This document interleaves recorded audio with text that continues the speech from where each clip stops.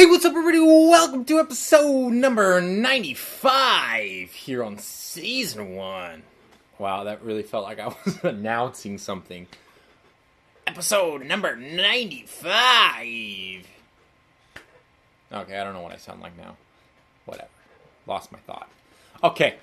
Anyways, let's go ahead and dive into it. So, is Stash Retire like good for the long haul as compared to a service like Wealthfront? So, for those of you guys who are like, okay, like, great. This question comes from Christopher Michael, and I believe Chris actually has emailed me a few times asking about Stash Retire, and I think he's interested in it, but I don't know if he has an account. And there's also, again, there's other options out there. The reason why I have a Stash Retire account is because it just kind of went that way. They messaged me about beta testing it, so I said sure. And so I have an account because I beta tested, and I continue to put money in there. I think I do like $15 every 2 weeks, and we'll see how it turns out. Honestly, right now I think I'm up like 2% on it over the last like 2.5 months. So I don't really care. Again, it's a Roth, so I'll probably not touch the money until I'm 59 and a half, 60 years old. So I still got about another 32 years until then. 32 years. Yes. No. I don't know. Yeah, 32 years. Dang, I can't remember my own age now. Anyways, so is Stash Retire good for the long haul versus like a service like Wealthfront? So I say, like, honestly, it's hard to tell. And it's kind of like comparing apples to oranges. Like, they're both investing robo-advisor kind of things. However, I would say if you're going to compare Wealthfront, you got to compare it to more of like an Acorns. Those would be comparable, and so you want to check out those returns. So Stash Retire is just going to be it's just a whole different animal. So Stash Retire is going to be the exact same as Stash Invest. It's just the Roth IRA form.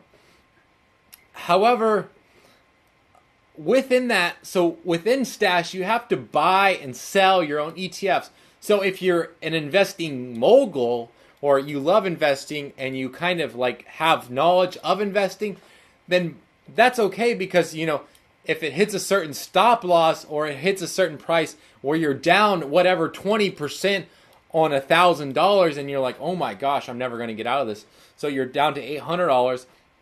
Do you sell? Do you put more money in? What do you do? So that's completely up to you. Those numbers mean nothing to someone on Stash. It's completely up to them what they decide. So if they're down $200 and they're like, oh, you know what? I'm going to throw another $200 in this stock. Hopefully it goes back up. It's completely up to them. However, on Wealthfront or Acorns, when your account drops a certain percentage, if it were to drop, that would be 20%. If it was to hit 5% on Acorns, you would then have a rebalancing. So your account, that would bring that back up to whatever percentage it's supposed to be at. Same with Wealthfront. Wealthfront offers rebalancing for free as well.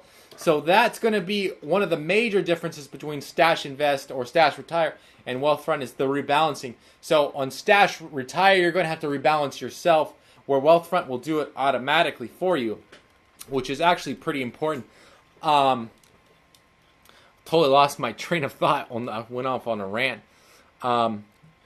Yeah, so Wealthfront is similar to Acorns, and honestly, I would prefer to have a Roth IRA that's set up similar to like Wealthfront or Acorns, just because you can you could set it and forget it, and like the account's gonna be there for for me, it's gonna be there for another 32 years. So you think I want to get on like every day and check to make sure my ETFs are doing well, to check the percentages on my ETFs, to make sure if I should rebalance or sell or buy or what I should be doing? I don't want to have to do that every single day or once a week or once a month. I would rather put my money away and pay the same amount, which is, well, I know that Acorns charges $2 a month on their Stash Retire. Wealthfront, I was reading, they give you a $10,000, up to $10,000 for free, and then after that they charge you 0.25%. So that, I think that's a month. So honestly, it comes down to probably like 4% 3% a month, 3% a year on your entire account. So you're looking at spending on a $10,000 account, you're going to be spending $300 a year to have that kind of account. So anyways, honestly, I would rather have a Acorns type, Wealthfront type Roth IRA.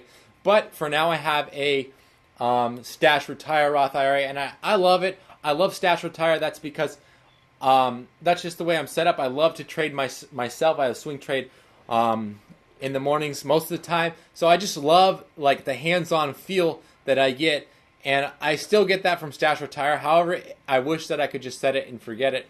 But unfortunately, that's not the case with Stash Retire, and that's what people love about Stash Retire also. So yeah, Stash Retire is more for those investors who want the freedom, but not the entire stock market to play with. So if you can think about it like a Robinhood, where you can buy almost any stock you want, where Stash Retire, you can buy a percentage of only like 30 to 40 different ETFs. Wealthfront seems like a more strategic approach to the long-term investing, where like Stash, you got to kind of generate your own strategic approach. So if you don't have a strategy on how you're going to make money off Stash or Stash Retire, then honestly, I would recommend probably a Wealthfront, Betterment, or Acorns account. However, I think Wealthfront might be the only one that does it in a Roth IRA form.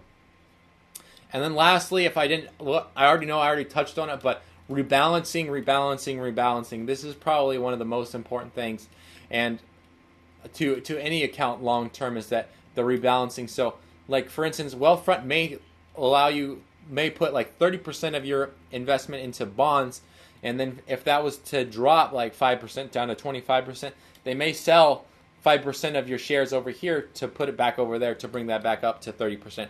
So that's what rebalancing is in essence. So the same thing with Stash. The only thing with Stash is you're going to have to do that by yourself.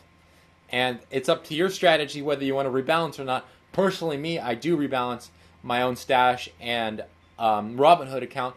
It just takes a little bit longer, where Acorns I've never seen a rebalance except for when they added an ETF. So that's my personal opinion on whether I think Stash Retire is good for the long term.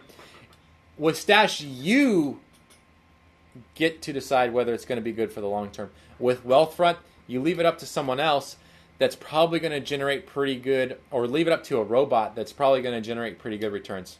So it's just all kind of strategy on how you want to play the game. Anyways, thanks Chris for asking that question. Let's go ahead and dive into the question of the day, and this is a money question as well. Is $35,000 before taxes enough to live on your own?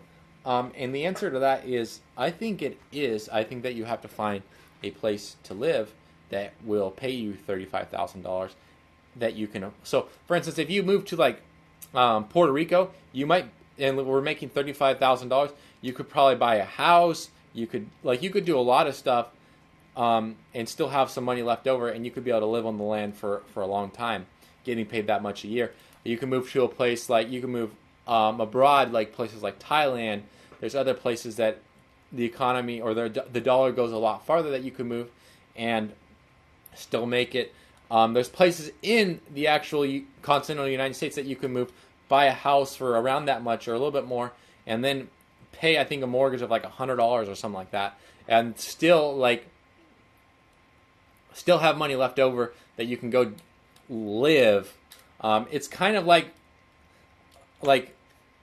can you afford food? Can you afford a roof over your head? That kind of stuff. Like, yes, you can. Can you afford like going and hanging out with your friends, having a beer on the weekend? That kind of stuff. You're going to be pushing it. Anyways, if you guys have any questions regarding Stash, Acorns, or Robinhood, as well as general investing advice, coaching, business, or Etsy, post it down below, and I will get them on the next episode. And until next time, don't forget to subscribe up here and check out how do I keep an 8% return on my Acorns account. And then check out another cool video right about here. And until next time, thank you for watching. I really appreciate it.